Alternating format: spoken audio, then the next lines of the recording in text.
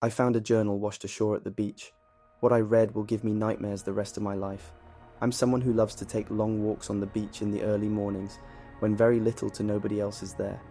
The sea spray on my face and the salt air in my nostrils always help make the 8-hour shifts I spend behind a desk somewhat tolerable, and the sight of the sun rising out on the misty waves has always filled me with a sense of calm.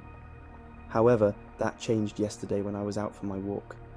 It was a slightly rougher day. The waves were crashing on shore a bit harder than normal, and the wind was whipping something fierce. As I strode across the beach, I noticed something out of place being pummeled around in the surf like it was a pinball. When I drew closer, I saw it was a plastic bag which had been sealed with duct tape at the top. Inside was what looked like a book of some sort, and driven by curiosity, I waded into the waves up to my ankles to retrieve it. When I got back to my car, I managed to open the bag and found that the book was actually somebody's journal, as stated by the inscription on the inside of the cover. It declared it belonged to a man named Anthony Hodgson, as part of an ocean crossing sailing trip from almost 20 years ago. As I was late for work, I didn't read any more of it, and instead tucked it into my briefcase for safekeeping. I figured I could find out more information later on that night and try and return it to its rightful owner. When I got home that night, I immediately took the journal out and began reading excitedly. However, as I got further and further towards the last entry, my intrigue and excitement crumbled to dust, and it was replaced by some of the strongest dread and horror that I have ever felt. I wasn't sure what to do with it once I finished reading.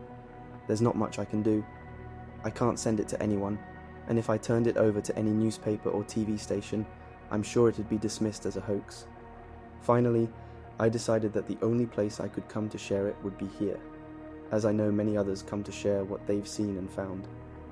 Let me know what your guys' thoughts are on this, but for me personally, what I've read has given me some of the worst nightmares I've had since I was a child, and will probably keep me out of the ocean forever. Here are the entries. July 15th, 2004, 3:34 p.m. Well, here we are, journal. Today is the day I've been dreaming about for most of my life. Ever since I was a little child, spending time at my aunt and uncle's house in Maine, reading their old sailing magazines, I've always had the desire to make an oceanic crossing, using nothing more than my skill, knowledge, and determination to get me to the other side. After almost 30 years of waiting, it's now finally my turn. And thanks in no small part to the group of friends I've forged in this journey called life. All in total, there are 6 of us who will be making this trip. Myself, Daryl, Xander, Winston, Holly, and Anastasia. It was Xander's idea for us to begin saving and pooling together our money to purchase a sailboat over 12 years ago, and now I sit in my cabin on what took what seems like an eternity to attain. Her name is the Lunging Lion, a 52-foot Sparkman and Stevens yawl from 1950, and God, is she one of the most beautiful things I've ever seen. And for something almost 55 years old, she looks as good as the day she first entered the water. We're currently docked at a pier in Boston, and I can hear the others loading the final crates of supplies and barrels of diesel fuel on board. Tomorrow, we will sail at the crack of dawn from here, with our bow squarely aimed for none other than jolly old England. I've done the calculations, and if we can average between 10 to 15 knots with the wind, it should be no more than a week and change to make it there. Almost 3,000 nautical miles of the Atlantic lie between us, and the end of a journey that we will remember for the rest of our lives. I would love to keep writing, maybe even wax a bit poetic about this undertaking, but I can hear the others calling to me to help them, so this is where I have to end this entry. For a first one, and as someone who's never written in one of these things, I don't think it was that bad. Write later. July 16th, 2004, 11:17 a.m. Good morning, journal. We are officially on our way. We woke up at just a little after 6 in the morning, and after a last few consultations of our charts and farewells with the harbour master, we cast off our lines and used the diesel engine to motor out of Boston Harbour. Once we were clear of the last marker buoy, we killed it and opened up the sails. I'm happy to report that the second they did, the wind blowing from the west caught them, and we shot off like a bullet from a gun. Currently, according to the readout, we're sailing along at a pleasant 9 knots. Not what we were hoping for, but still adequate. I do have to say though, there is an extreme, almost sense of peace already. Boston and all the rest of land is slowly, but steadily, turning into just a thin line behind us, and with the Lunging Lion under only sail power, The only sounds that can be heard are the creaking of the boat's wooden hull as she slices through the water, the sails and the rigging as they are slapped by the wind, and the cries of the seabirds as they follow us out to sea, and of course the shouts and laughs of my friends and I. Everyone's spirits are at a crescendo as the object of many late-night conversations turns from the stuff of drunken speculation to reality.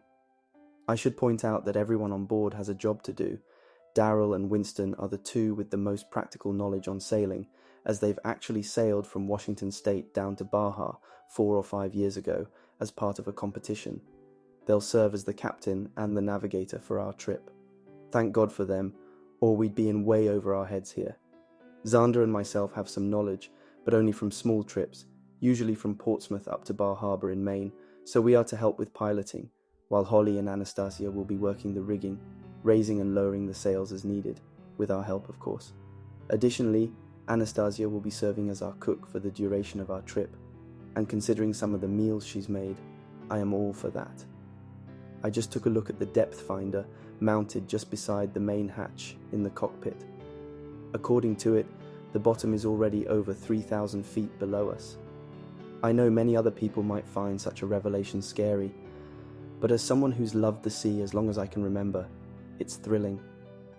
I can only imagine what strange and wonderful creatures swim and float beneath us, in the dark and cold waters, listening to the sounds of our hull creaking, reverberating for miles away as sound travels farther in water than air. Daryl just asked me to take over the helm for a while, so I'll end this entry here. Write again soon. July 18th, 2004, 1:37 p.m. Well, I can't exactly say good afternoon, as things aren't as smooth sailing, pardon the pun, as I would have liked. You see, we've come across a rather large fog bank, which almost seems to have risen up from the waves and ensnared all in its reach, ourselves included. You can't even see 20 feet in any direction, and whenever a sound is made, it tends to bounce off the fog back to you in a rather sharp echo. We've had to pull some sails down and reduce our speed to 6 knots to be safe. To tell you the truth, Journal, it's really rather eerie. It almost feels like the entire world has been swallowed up and disappeared, and we're all that's left. Thankfully, though, Winston told me that he's seen fog like this before, and that it won't last longer than a few hours. I'm grateful for that. Honestly, if it lasted longer, I feel it might pull on my sanity a little. The magazine articles and photos never showed or spoke about this, and I wish they would. It wouldn't have changed my mind on this trip, but it would have prepared me for what to expect. Something loud just splashed out in the gloom. None of us could see what caused it, but everyone topside heard it. It was only a single splash, one which echoed like the crack of a gunshot in the fog. When I asked Daryl what it could have been, he shrugged his shoulders. "It could be anything, Tony," he said. "Lots of things splash around in deep water. Could be a whale breaching. Could be a shark going after a school of fish. Hell, it could even be a piece of flotsam getting tossed about by a particularly tall whitecap." The explanation brought me more comfort. Instead of a sense of unease about the unknown, my mind is now filled with natural explanations. According to the radar, we are about 400 miles off the coast of the US, and the depth sounder shows the bottom has dropped away to 6,000 feet. We all need to keep a sharp eye out, so I'll stop writing for now to help the others. Write again soon. July 19th, 2004, 1:17 a.m. What? The actual fuck just happened? Not even 4 hours ago, myself, Xander and Holly laid down to get some sleep, as we've worked out a schedule where we sleep 3 at a time, changing out during the night to allow the other team to rest. I'd just managed to drift off when I flew out of my bunk onto the floor. It literally felt as if the boat had slammed into another vessel. For a moment, that was my biggest fear, and after checking on the other two down below with me, who both had slight bruises from their own unexpected flights, I dashed topside to the sounds of chaos. Winston and Daryl were shouting back and forth to each other in confusion, and I could hear Anastasia moaning somewhere closer to the bow. When I asked what had happened, they told me they didn't know. "It was like we sailed straight into a damn block of concrete," Winston exclaimed to me. When I went to check on Anastasia, I found her lying on her back on the deck. She'd cracked her head on the main mast, giving her a rather nasty bump on her left temple, and received a cut on her cheek. The three of us carried her down below and laid her down in the forward berth, where Holly is looking after her. She says she'll be okay, but she needs to rest for the rest of the night. I, for the life of me, can't understand what we hit. It could have been a whale or a large piece of wood, but nobody saw anything, and it was a perfectly clear night, something that Daryl tells me will end the night after tomorrow, as a storm is coming our way. And I'm fairly certain that the two most experienced of our crew wouldn't jeopardize us so carelessly. If they say they didn't see anything, then I believe them. I've gone back down below to try and catch at least an hour's more rest before I help take over the late night to early morning shift at the helm. According to the charts and radar, we're now about 850 miles off the coast, though I didn't look at the depth sounder this time. One additional thing to note that may not have any meaning, but I'm still going to write down. There was one strange thing I noticed when I went topside and went to help Anastasia. There was a rather putrid scent in the air, something I couldn't place. If I didn't know any better, I would have said it was ammonia, but we have none aboard which could have spilled, so I don't know what to make of it. Probably nothing, but still noting. Anyways, good night. Hopefully no more surprises. July 20th, 2004, 4:37 p.m. Good morning, journal. Things happily seem to be more on track today than they have been the last two. I'm currently sitting behind the helm, using my foot to keep it straight as I write. Most of the others have gone below to have dinner, which I'll have myself when they're finished. Someone needs to steer after all. I'm happy to report that Anastasia is back up, and aside from the bump on her head, seems to be in good spirits. She's currently making clam chowder, a favourite of all of ours. We've picked speed back up to about 11 to 12 knots with a strong tailwind, although earlier it died, causing us to have to tack back and forth before, regrettably, having to fire up the engine to carry us a bit farther. The sound of it was almost heresy out here in the silence, only broken by the wind and the waves. It was worth it, though, as I saw a truly amazing sight about half an hour ago. A sperm whale. It breached out of the water, not more than a half a mile away from us. Seeing that gigantic black leviathan leaping from the waves is a sight that filled me with joy, to tell you. It did so a few more times, seeming to move around in a circle, before disappearing below the waves. I've honestly never heard of a sperm whale doing multiple breaches in such a short succession, but there's a first time for everything, I guess. Anyways, I look ahead now, and in the distance, I can see the storm clouds on the horizon, lightning occasionally flashing in the dark grey fluff. According to the report we got from a tanker on the ship's radio, it will be a bad one, meaning our initial plan to make it to England in just over a week is going to be extended to just about 2 weeks. Fine by me, as despite our setbacks and problems, I still am thoroughly enjoying this journey. Good Lord, did that just startle me? I heard a loud splashing sound off our stern behind me, and swung around. There was nothing there, but it was so close I swear I could feel the water droplets hitting me on the back of the neck. Anyways, Xander's coming up to take over helm duties, so it's time for me to head below and eat. According to the radar, we're now over 1,300 miles out to sea, close to the halfway mark of our trip. The depth sounder says 12,000 feet of water lie between us and the seafloor. Right later, July 21st, 2004, 7:18 a.m. I don't even know where to begin with this entry. I'm honestly lost for words, both in my shock and my grief. I suppose there's no other way to put it other than bluntly, Holly's gone. Last night we sailed into the storm at just a little after 8.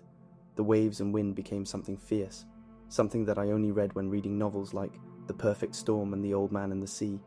The waves crashed down on the deck with all the ferocity of a freight train, and the howling of the wind sounded like a banshee screaming into our ears. All of us, save for Anastasia, who was cleaning up dinner dishes in the galley, were topside to keep the lunging line straight and true. But the storm battered about our sailboat like it was a child's plaything in the bath.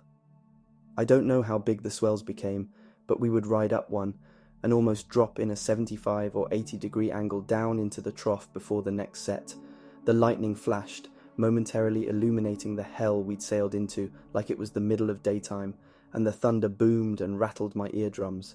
Daryl and I were at the helm, fighting to keep the rudder straight, while the others were working the rigging and the sails. Holly was working the rigging underneath the mainsail when it happened.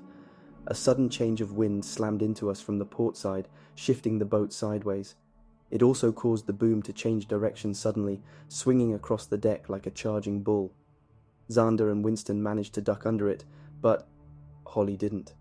The huge wood and fiberglass projectile caught my friend on the side of the head and shoulders in its arc, and before anyone knew what was happening, she was gone. knocked over the railing and into the churning waves. For a moment, as we panicked and looked around us, I thought I saw her in a flash of lightning, about 15 yards behind the boat, waving her arms and her mouth open in a scream as she bobbed in the waves, kept afloat by her life jacket. But when the next flash came, not even 4 seconds later, I saw nothing.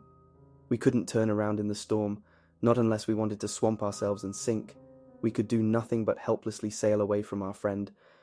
Xander hasn't been able to stop crying.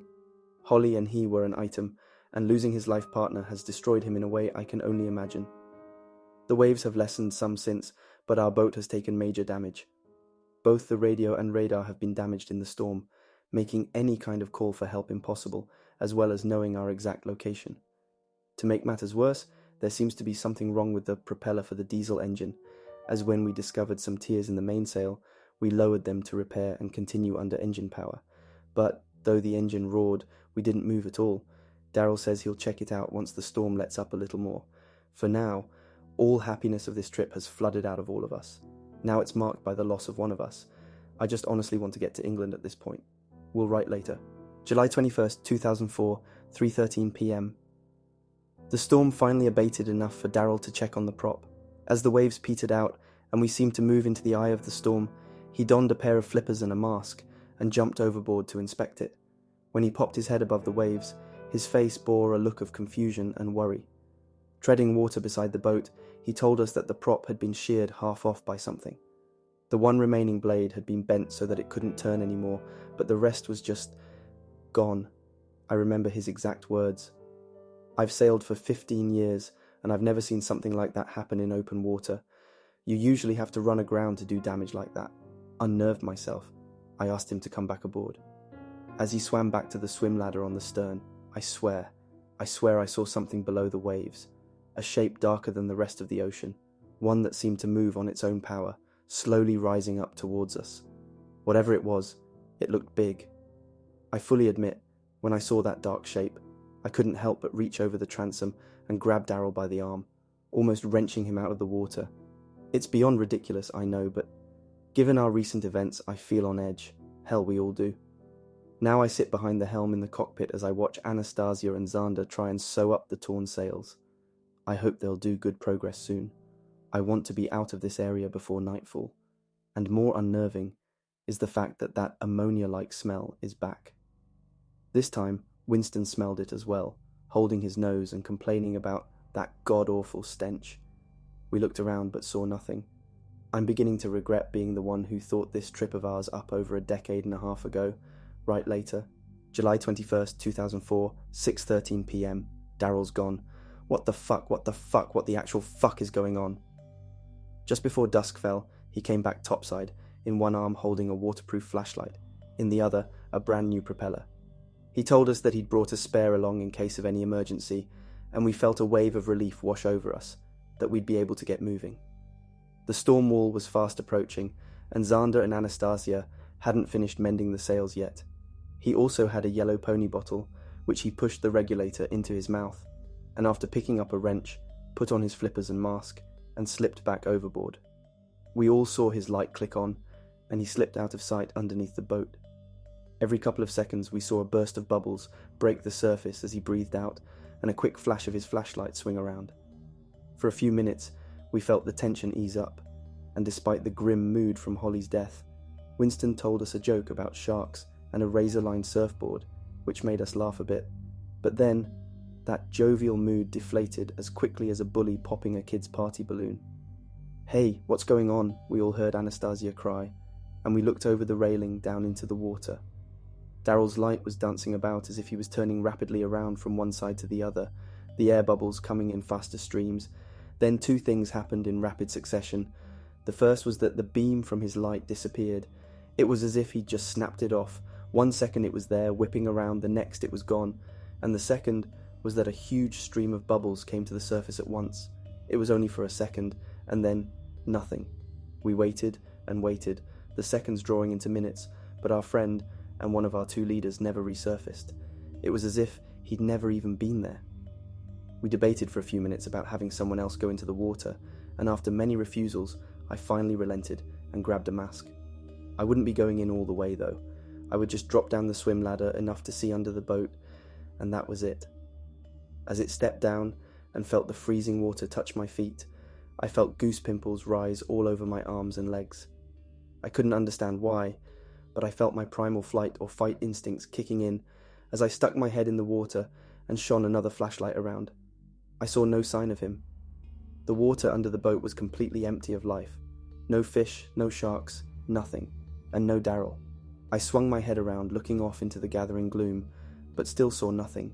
As I turned and looked down into the depths, however, I swear I saw a flash of changing colour.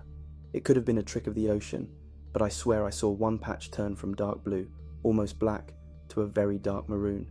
That was enough to make me yank my head out of the water and climb back up from the swim platform. "He's not there," I said to the others. "He's just disappeared." We all agreed then that nobody else would enter the water. We'd take our chances being battered around by the storm. Currently, we've started the bilge pumps before it reaches us. I can hear them roaring away in the recesses of the hull as I sit at the galley table and write this. And I can't help but feel a creeping sense of dread as I close my eyes and recall that dark shape I thought I saw. Plus, the changing colour I swear I saw in the deep. But I can't let myself lose my cool. We all need to keep a level head if we hope to get back to dry land. I'll write again soon. I hope to God it's with better news.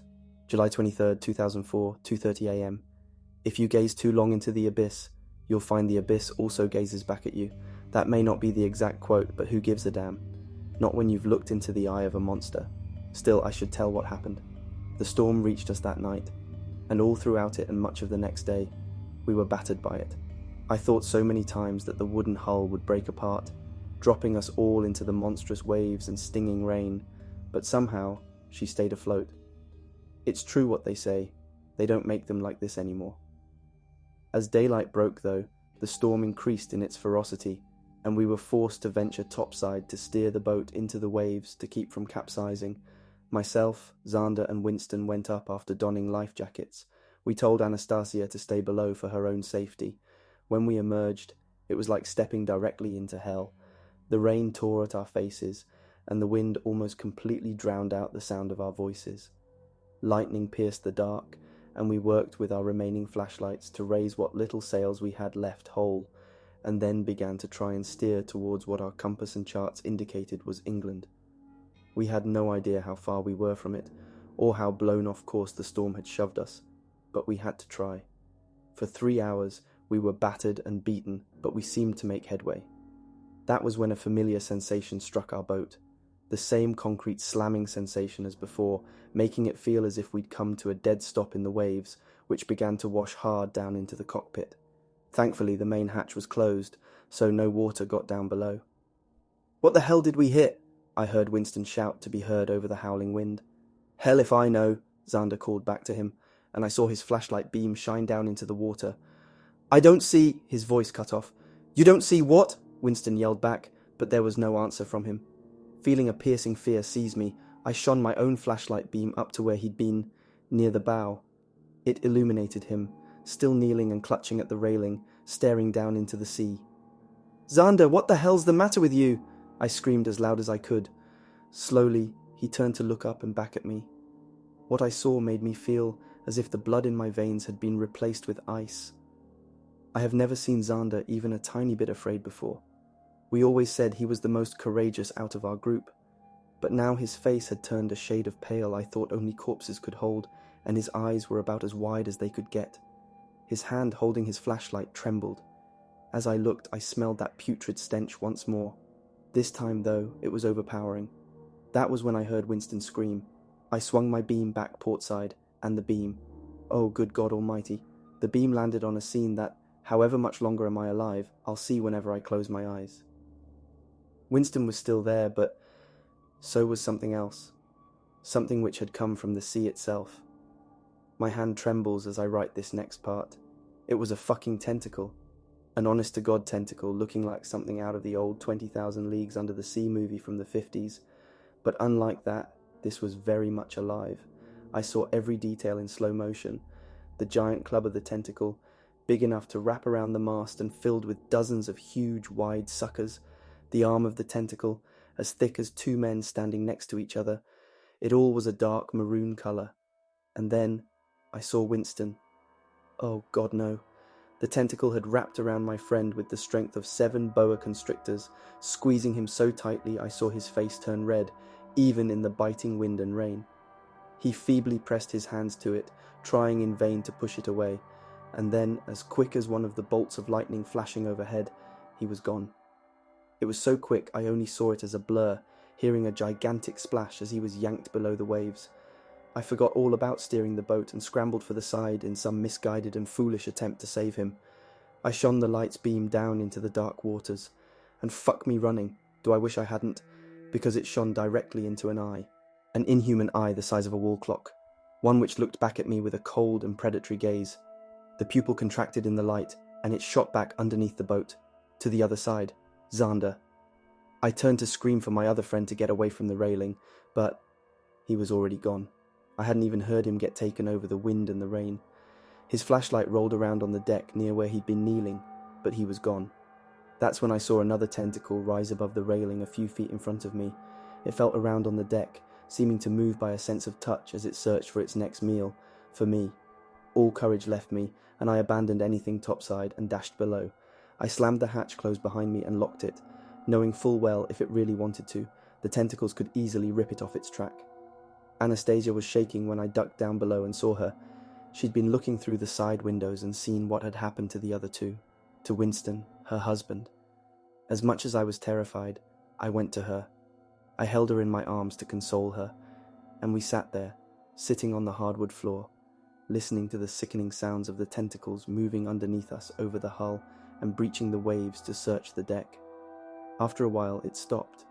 The storm lessened a little, the waves ceasing their merciless battering of our boat. Anastasia finally drifted off to sleep in my arms, and I carried her to the forward berth. She needs sleep. So do I, but I can't bring myself to fall asleep. I know I'll be haunted by nightmares of that tentacle and eye, and I know it's still there. I can still smell that ammonia scent, even through the closed windows and hatch. For now, though, I'll just curl up on the galley seats. I don't know what else to do. There's nothing else I can do.